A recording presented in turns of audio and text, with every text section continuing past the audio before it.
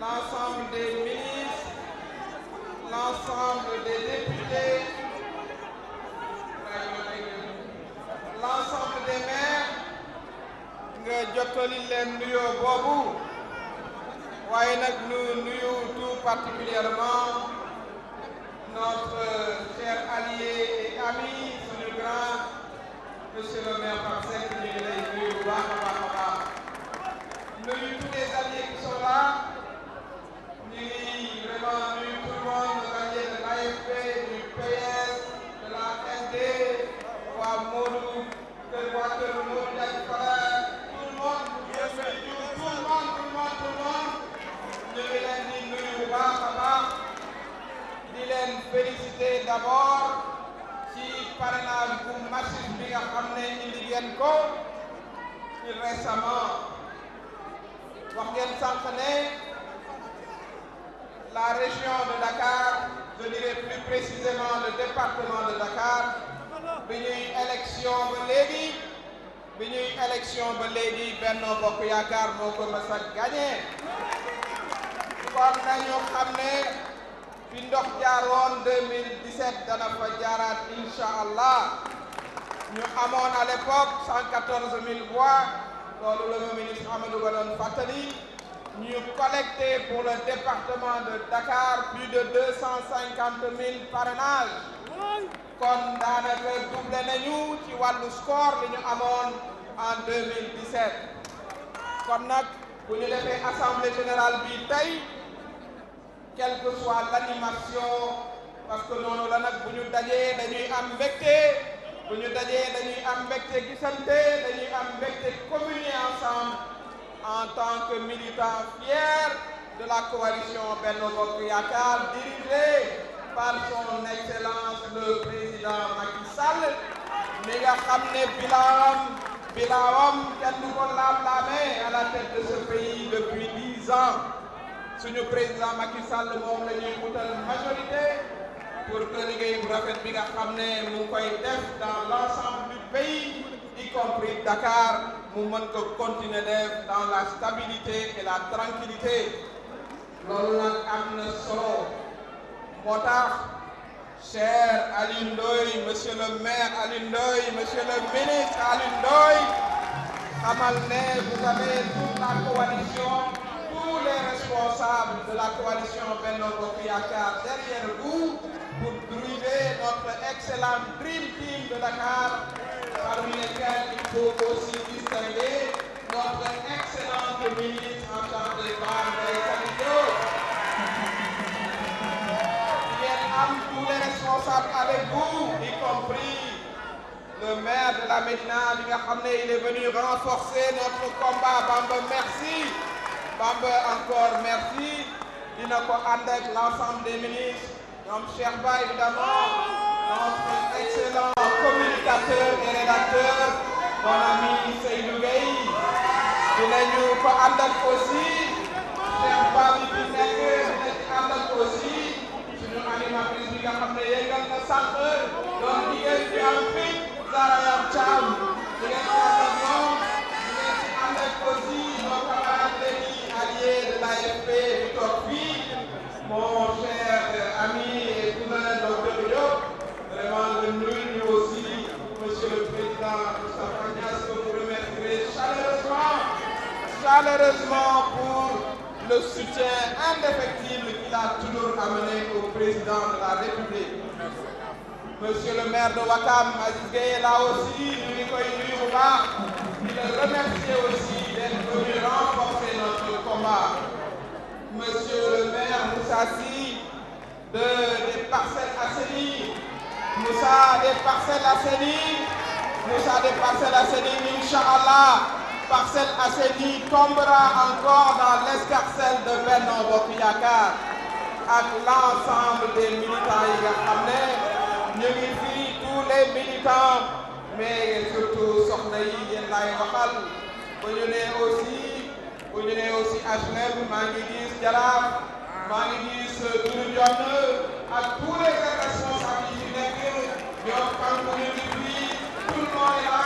soxna yi tout le monde est debout pour donner une victoire éclatante à Benno Bokk Yakaar dans le département de Dakar mais dans l'ensemble du pays. Kon monsieur le ministre, monsieur le maire, nous n'avons aucun doute que vous êtes à la tête d'une équipe qui va largement gagner Dakar. Wolof Njaay nee na cin bu naree neex bu baxee xeeñ indi nañ le double de nos voix en parrainage. Il faudra maintenant concrétiser. Di nuyu mon jumeau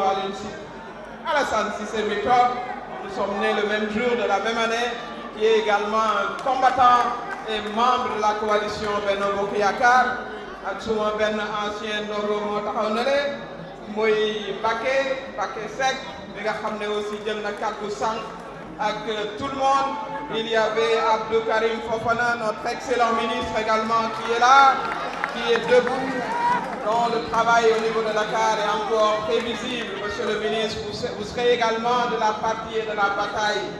Voilà, maa ngi xool les combattants yi fi nekk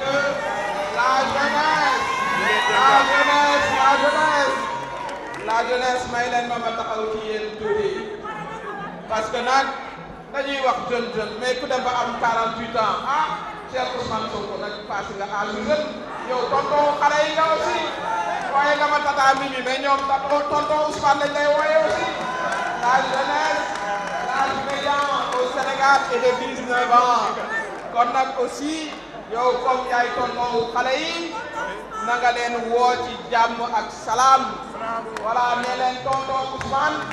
na woo la jeunesse ci jàmm ak salaam mu doon une campagne d'idées, une campagne de proposition bu ko defee sénégalais yi mën a tànn ndax nag Sénégal c'est un pays de paix, c'est un pays de stabilité boo xam ne bii dañu ko donn ci suñu ay maam kon nag dañu ko war a préserver nañu dem ci élection yi parce que nag li ñu dégg fan yi di doon dégg nga maam Benno Bokk Yakaar sa liste c'est-à-dire bañ bëree bëgg bëree bañ bëree loolu mooy li fi nar a am bu ca kanamee di ngeen dégg aussi benn conférence de presse dinañ leen wax ne aussi vraiment seet nañ liste yi bu baax a baax parce que nous sommes des professionnels ñi yuuxu naan bukki baangee ndege ñoom bukki bi waxuma la matt leen waaye jël na seen liste parrainage ak seen dinañu ci xam naa ànd ak sax yërmande parce que quand même élection voilà il faut nga bàyyi ci asaka il faut ñu am quand même des concurrents xam naa ne on demandera sax que la loi soit appliquée avec quelque bienveillance pour que ñu mën a am des concurrents parce que li ñu bëgg ñun mooy lamb ju leer nañ comme ça ñu am ci jël ju leer nañ loolu la ñu loolu la ñu ci bëgg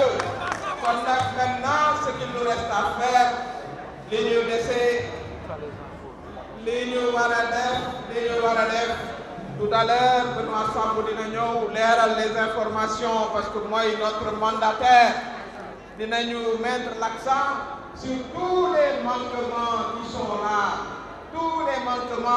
là il y aura vraiment une clarification li tax ñu koy def ngeen xam ko aussi askanu Sénégal mooy manipulation dafa bëri réseaux sociaux yi ku jóg wax waaye ku wax nañu wax ñu nit li am notre jeunesse bu leen leen may dara bu leen leen may dara bu leen leen may dara il faut que la contre-information toxu il faut que les informations justes soient là parce que maa ngi lay nuyu Bassirou Dia ak ñi nga àndal aussi di liggéey bu ko defee ñu am l'information pour les Sénégalais parce que nag xale yi aussi ngeen xam leen am na ñoo xam ne li ngeen di wax ci seen langage ci seen bopp yi la ñu bëgg a dox ci seen mind yi la ñu bëgg a dox kenn du dox ci seen i mind ndax ay borom xel ngeen yéen lu ngeen bëgg mooy dëkk woo xam ne jàmm ak salaam day am parce que nag seen tonton yi ñuy wax ñoom ñu ngi yor seen i soxna ba yokk ci ñaar te yéen amagu leen ni ay soxna ñu bëgg a taal dëkk bi loolu mën ta nekk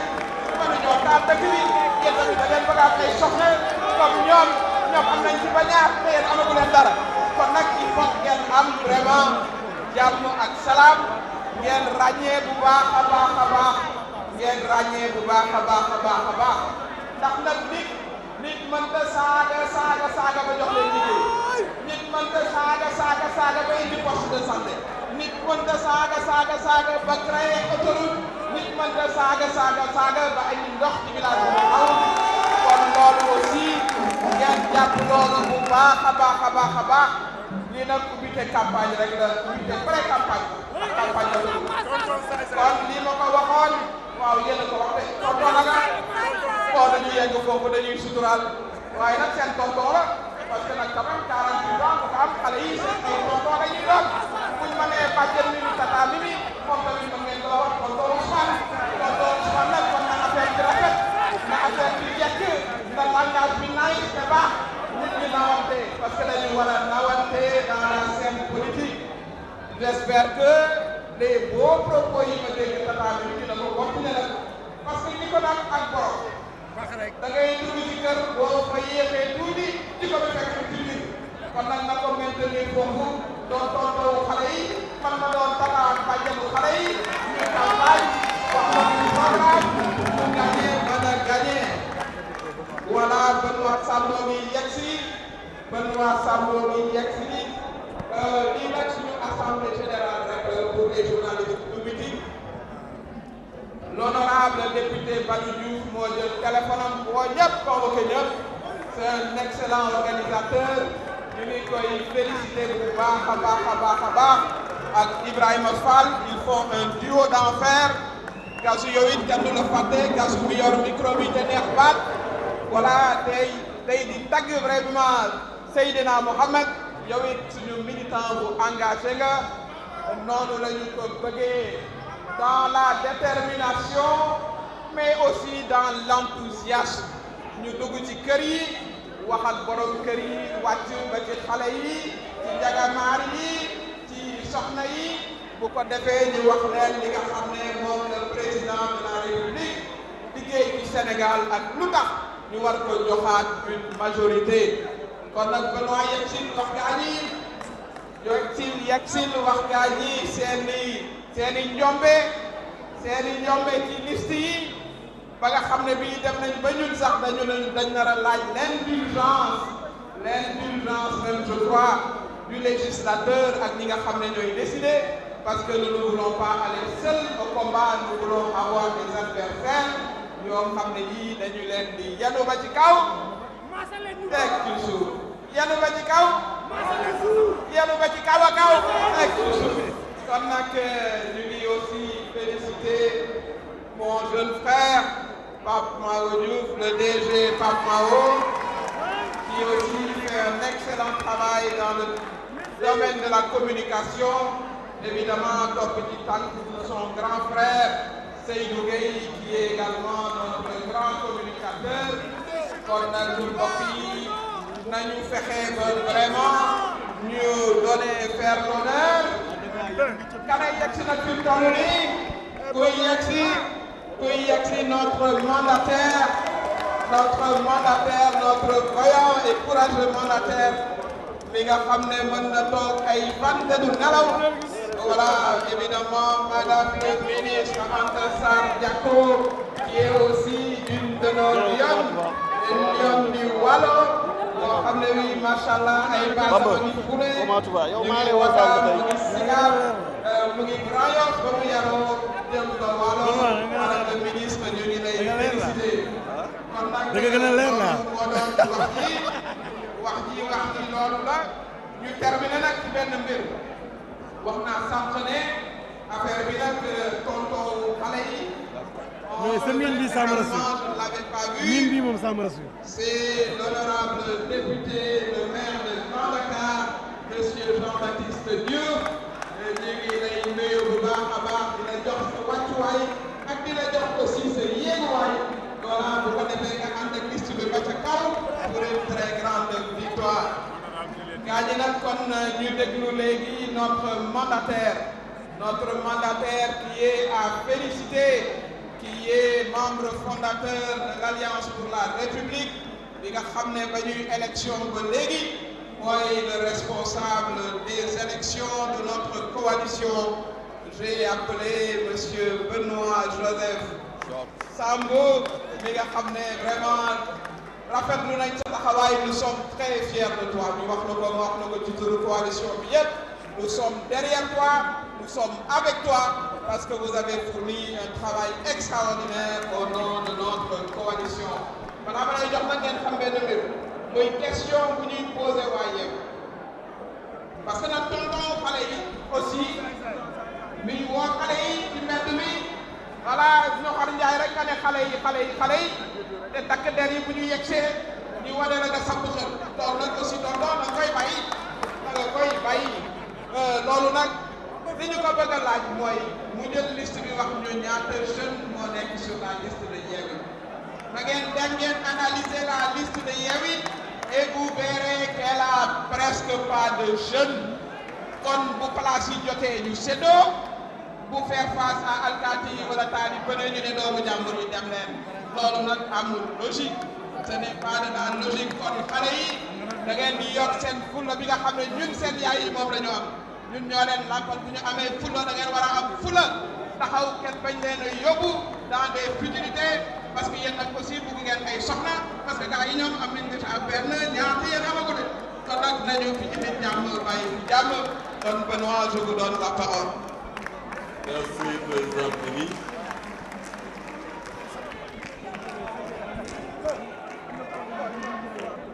Mes salutations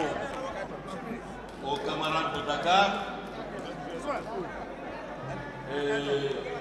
maa ngi leen di féliciter bu baax a baax pour cette mobilisation bu am solo bi di leen wax ne démb daje woon nañ fi convoqué presse bi pour waxtaane ay saytu yi nga xam ne def nañ ko ci liste coalition Yewwi Askan waxoon naa leen tamit ne tey danañ dellu au niveau de la commission bi nga xam ne moom mooy réceptionner déclaration de candidature yi pour mën a yeggali sunu liggéey. Effectivement commission bi tey dafa convoquer mandataires yi pour mën a valider ak ñoom notification yi nga xam ne defaraloon nañ leen ko ku nekk war a mën a def ay remplacement ci manquement matériel yi nga xam ne gis nañ ko ci liste yi mandataire coalition yëpp ñu ngi fa woon ku nekk décharger sa këyit wane ni d'accord nañu ak commission bi ci observation yu ñu defaloon nangu nañ ni joxe nañu këyit yu ñu laajoon ku nekk joxe sa këyit et que ñu mun ko valider signer ñun ñu yor benn copie mandataire bu nekk yor benn copie commission bi am benn copie Sénat am benn copie ba ñu paree mandataires yi ne dañu bëgg a gis liste yi comme ni ka ñeneen sama naatangoo yeneen parti yi ak yeneen coalition yi defee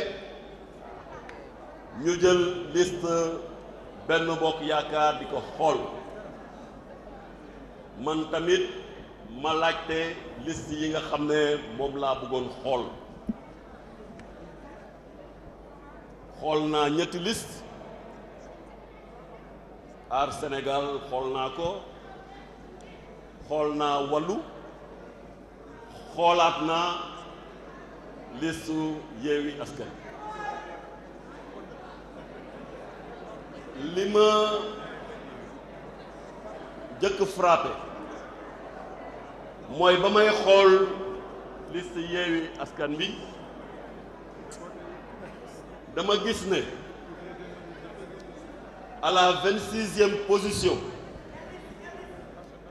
sur la liste nationale proportionnelle titulaire dafa am ab ndaw buñ fa bindoon buñ fa investiroon mu tudd Fama Mbeng danaa joxe référence yi ana sama kayit yi wax ko papier yi mu leer.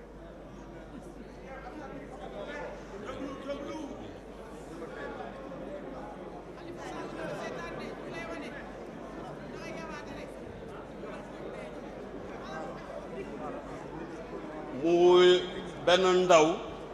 bu ñoom ñu investiroon ci liste proportionnelle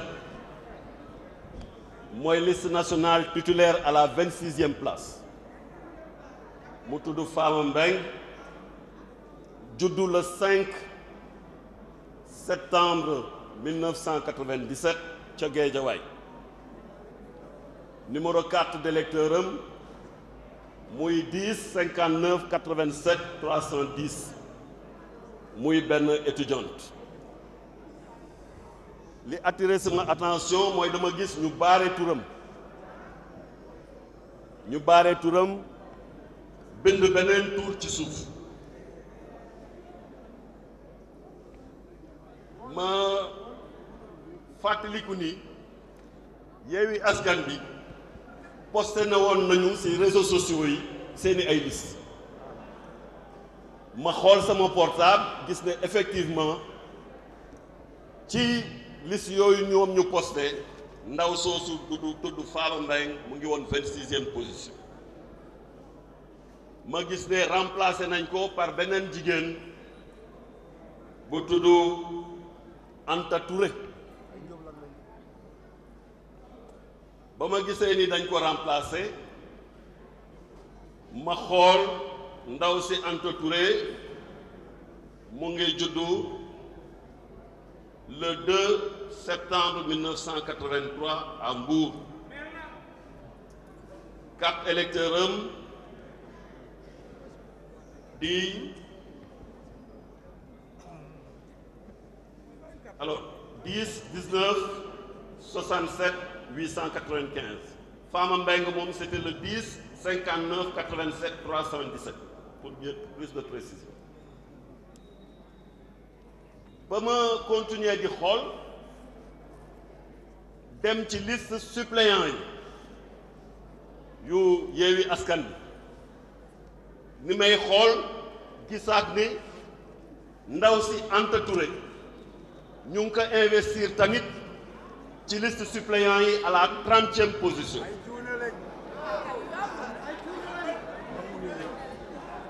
ma ne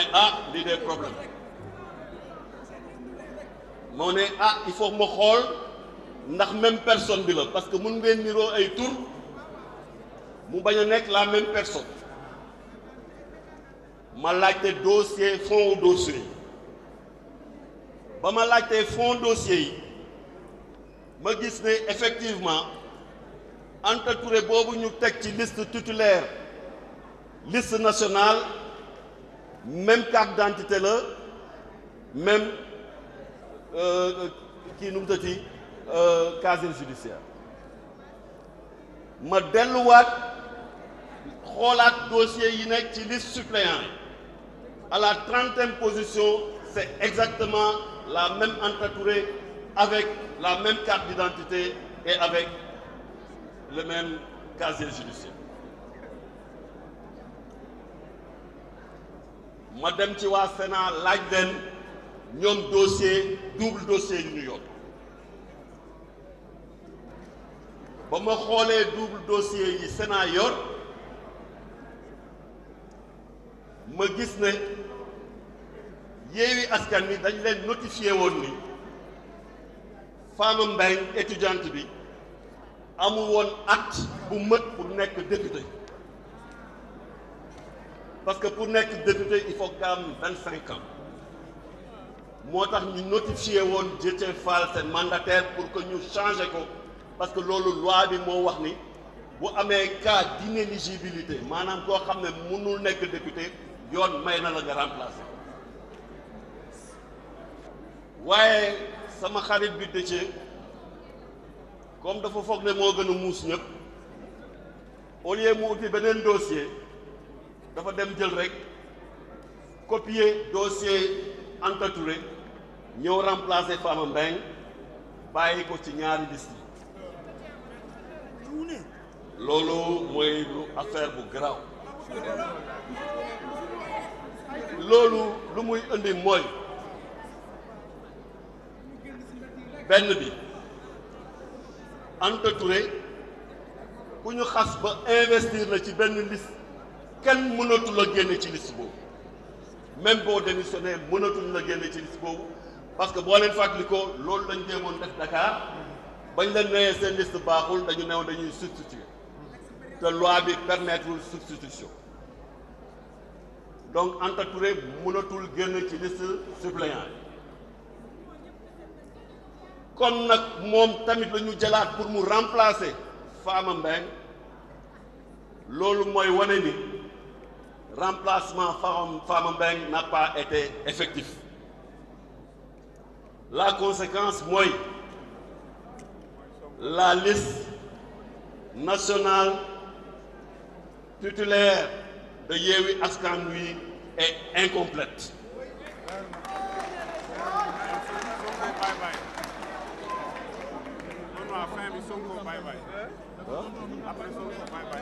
Alors ma jël bataaxal bind président commission bi ne ko gis naa ne ndaw si Fama Mbeng remplacé wuñ ko ci liste bi boobu mooy benn ñaareel bi ndaw si Anta Touré njëkkoon nañ ko investir ci liste suppléant donc bëgg ko investiraat encore ci liste titulaire loolu yoon mayewu ko ma ne ko nag loolu la constaté ni par rapport à la loi la liste nationale de Yewwi Askan Wi proportionnelle titulaire est incomplète donc irrecevable loolu lu muy wund ni Yewwi Askan Wi liste nationale am bokkatul ci élection yi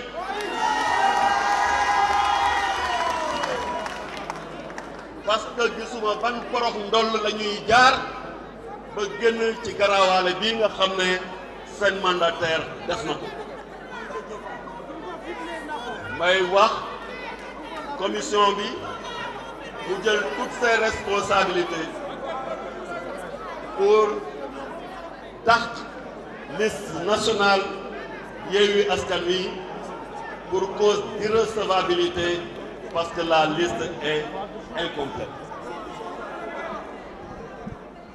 ma bamtu ko ci tubaab ma wax ko ci tubaab. Vous savez que hier, nous avions déjà fait un premier travail de vérification des listes de la coalition Yewwi Askan. Aujourd'hui, nous avons été convoqués par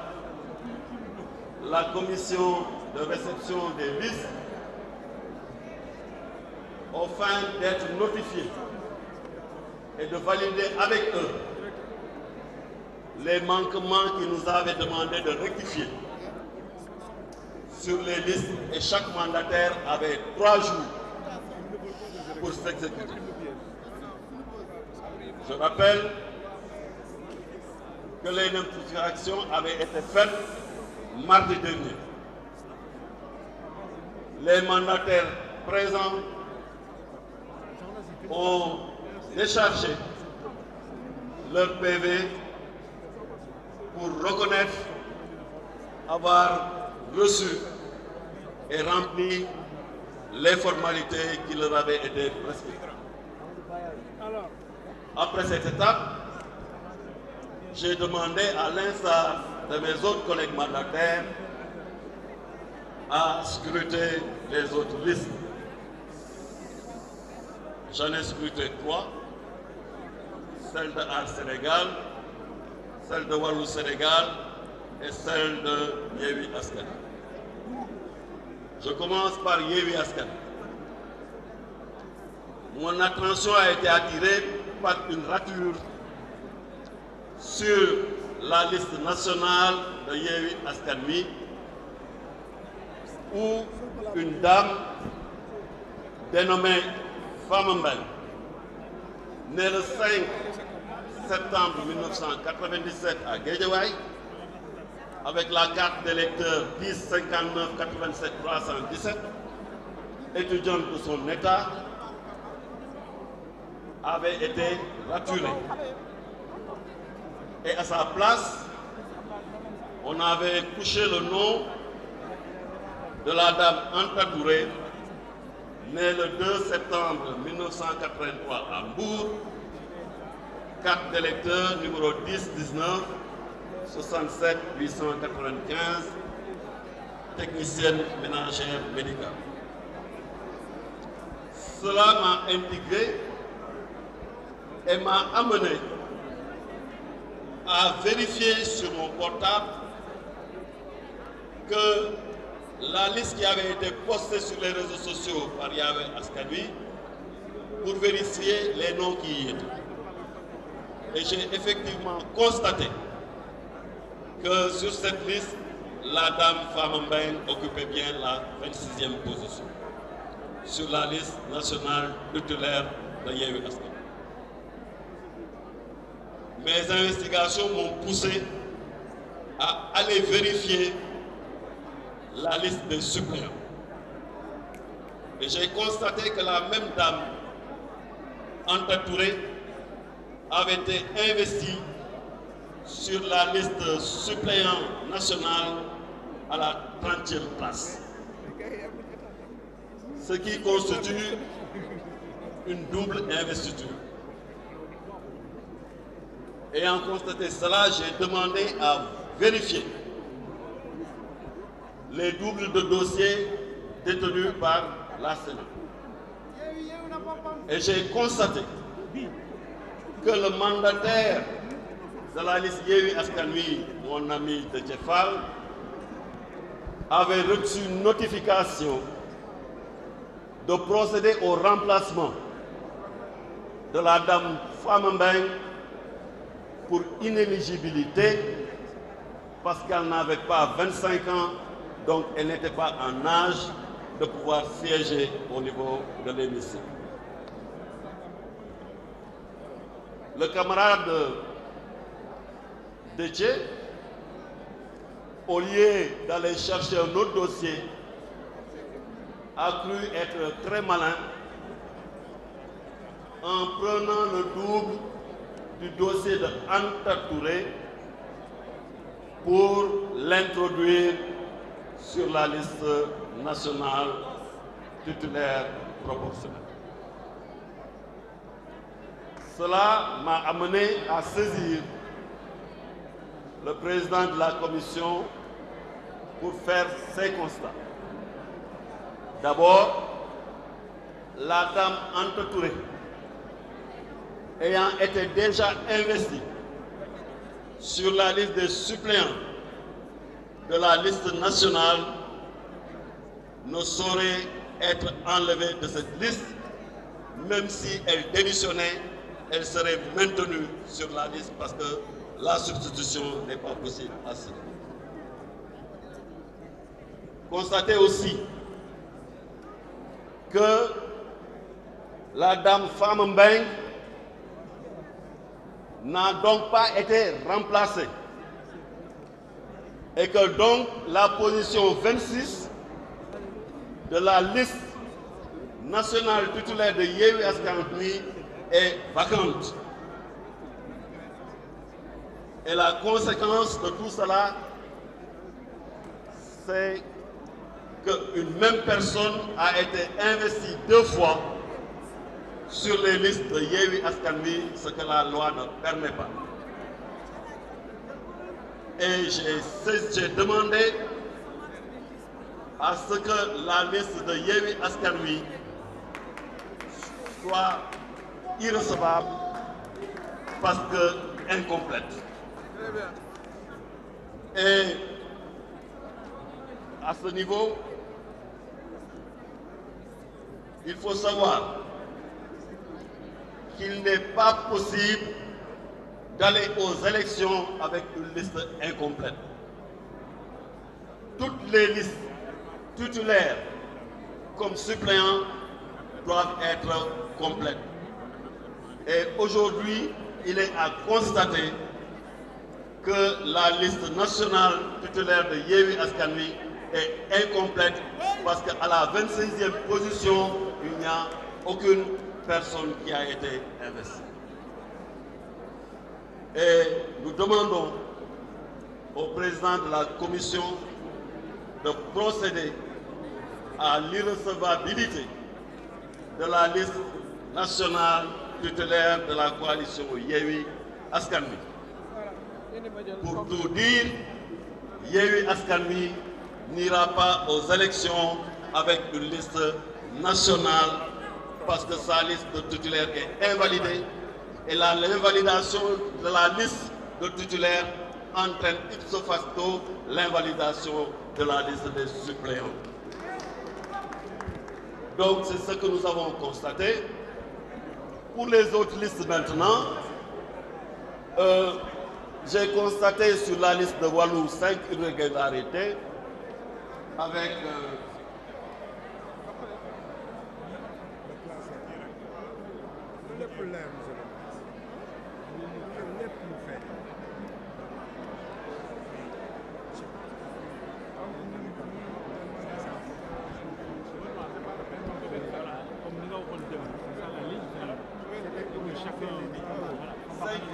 irrégularités, mais je vais passer très rapidement. Et pour la liste de Wallu, 5 départements, j'ai demandé à ce qu'on invalide 5 départements, les départements de Nioro, de Kébémer, de Podor, de Bounkiling et de Bakel. Voilà pour ce que les constats qui ont été faits et les résultats que nous avons pu avoir